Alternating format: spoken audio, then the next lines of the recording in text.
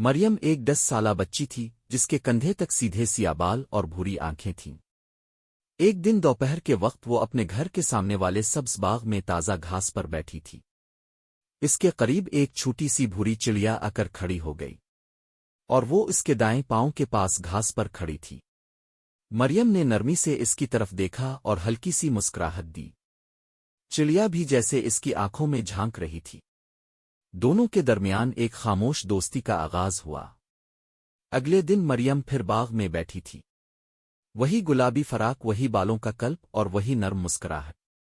آج چڑیا نے مزید قریب آ کر اس کے پیر کے پاس بیٹھنا شروع کر دیا۔ مریم نے آہستہ سے زمین پر چند چاول کے دانے رکھے۔ چڑیا نے ہچکچاتے ہوئے ایک دانہ چونچ میں لیا۔ مریم خوش ہو گئی۔ کچھ دن گزرے اور اب چڑیا مریم کو دیکھتے ہی چہکنے لگتی۔ وہ گھاس پر پھدکتی، کبھی دائیں کبھی بائیں، لیکن ہمیشہ مریم کے پاس رہتی۔ مریم نے محسوس کیا کہ چڑیا کو اس سے انسیت ہو گئی ہے۔ ایک دن ہلکی ہلکی بارش ہو رہی تھی۔ مریم باغ میں بیٹھی بارش کی بوندوں سے بچنے کے لیے ایک چھوٹی چھتری پکڑے ہوئی تھی۔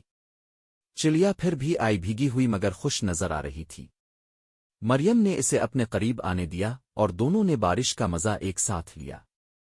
وقت گزرتا گیا اور ہر شام مریم اور چڑیا کی ملاقات لازمی ہو گئی۔ کبھی وہ دونوں دھوپ میں بیٹھتے، کبھی شام کے ڈھلتے رنگ دیکھتے۔ مریم نے چڑیا کے لیے باغ میں ایک چھوٹا سا گھونسلہ بھی بنا دیا۔ ایک دن جب مریم باغ میں بیٹھی تھی، چڑیا نے ایک ننھی سی ٹہنی چونچ میں پکڑی اور گھونسلے میں رکھ دی۔